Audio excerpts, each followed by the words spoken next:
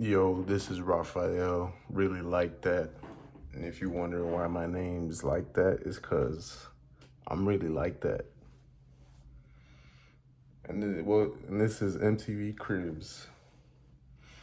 That was terrible. I don't even know how to start this video, but it's self-explanatory, Your boy over here is a little cuckoo for Cocoa Puffs, technically.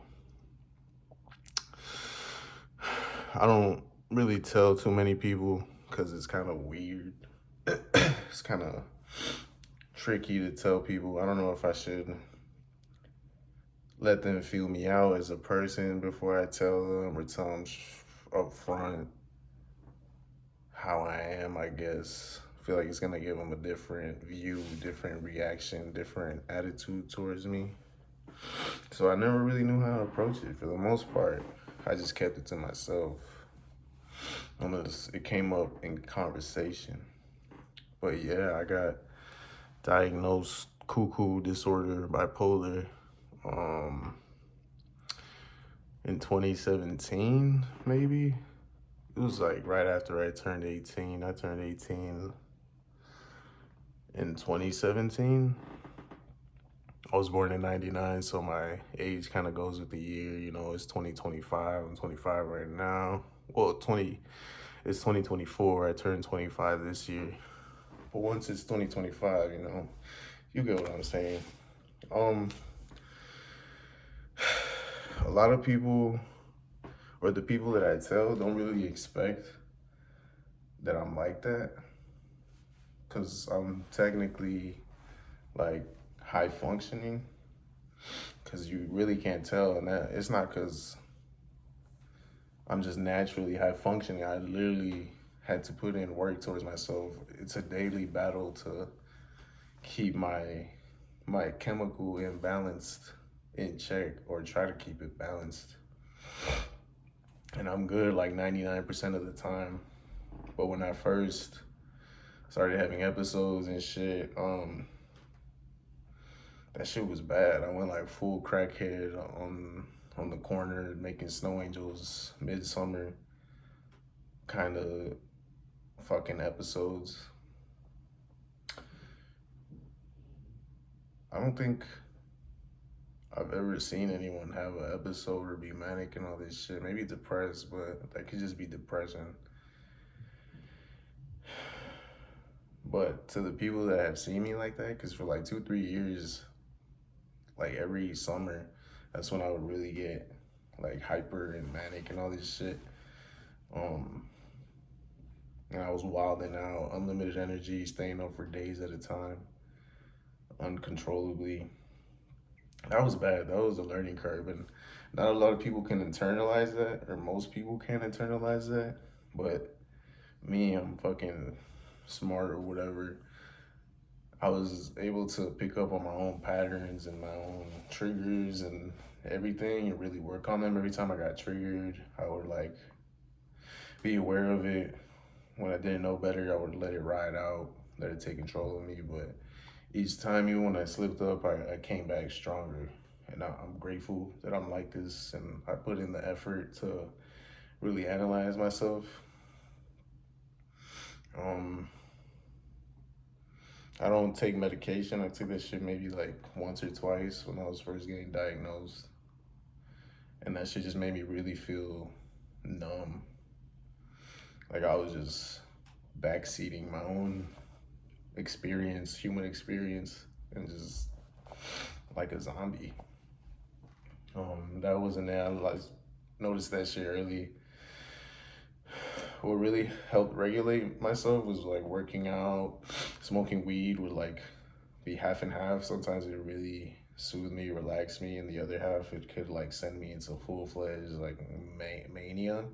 It was more controllable. It was like I was backseating my own episode in my head, because I wouldn't act out how I wanted to act out. There's times where it's like uncontrollable and I'm like fidgety and like just like want to crawl out of my own body. The depression is more manageable for me because I just be sleeping, I just be bummy. I'll be fighting my thoughts, but I have a really good control of that. Um, what else comes with it? Could be having a really good day, nothing to really complain about or stress about, and then I'll just have like a mood swing. I'll just be thinking about some shit in the past, and it's not just like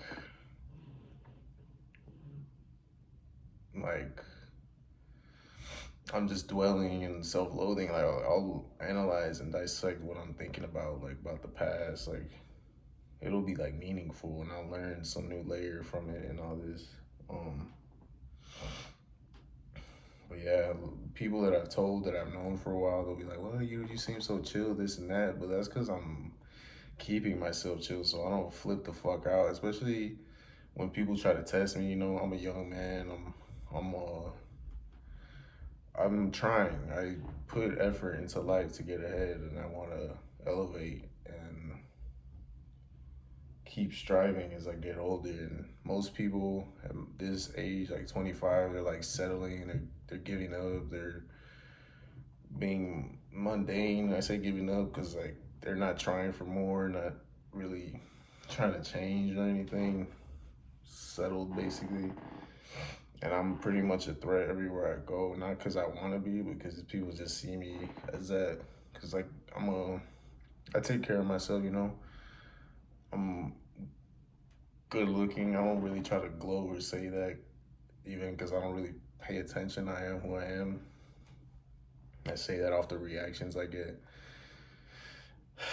Um, and yeah, like I face adversity and just complications with people everywhere I go on a daily basis. This shit was a learning curve. Like it's one thing to be attractive or whatever, good looking, taking care of yourself, and another to actually be smart. And then I'm fucking clearly mentally ill. Like I don't have the same human experience most people have. So that just sets me apart from the majority. And then I've had people try to say like, "Oh, you want to be different so bad?" Like, no, I'm catering towards my chemical makeup, my soul and shit. Like, I can't do shit about that. But um, this is a lonely road that I've taken because I've even bumped heads with family growing up and shit. Man, this shit is tough, but I don't cop out. I don't just go around telling people I'm sick. I could just be off like disability or whatever, but I'm not trying to be that. I'm trying to actually be a functioning member of society despite what I've been diagnosed. I don't even like considering myself like ill or anything.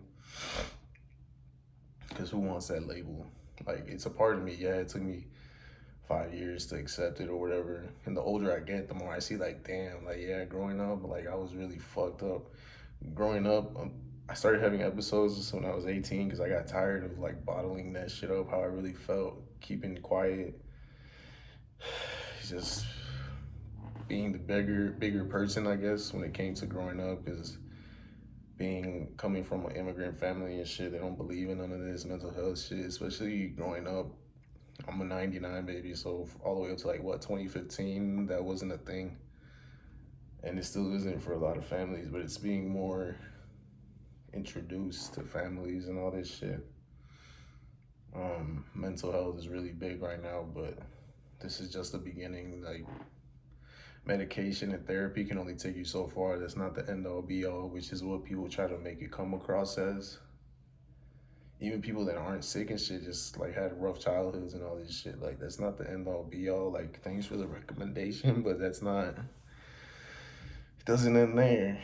This shit is a daily, lifelong, fucking battle, and I don't hold it to nobody. I always keep this shit pee. I always keep it pushing on it. You know, when I hear people bitching and moaning about their day-to-day struggles, and it's like not even a comparison to what I go through. It's like everyone has their own world and shit. Their struggles on their own magnitude could be the same as mine. It's just more drastic or whatever. And you know, I'm not saying I've been through the worst ever in life, there's definitely people that have been through more, and I feel for them and shit. And there's a level of understanding with people like that, and it's like I hope you get through it. I hope you have your things to help you keep you sane and shit. I hope you don't become a fucking like serial killer or some shit. But I get you. I feel you. I just fucking freestyled the fuck out of this video. I probably didn't even say everything that needs to be said, but you know, I should really make bullet points for this shit. But yeah, that's kind of my experience as someone that's been diagnosed bipolar. But I got like underlying ADHD and anxiety, but bipolar is the big dog. It takes the cake and shit. Like that's the shit that's been most difficult to manage for myself. Yeah, that's me. Oh yeah, don't forget this one.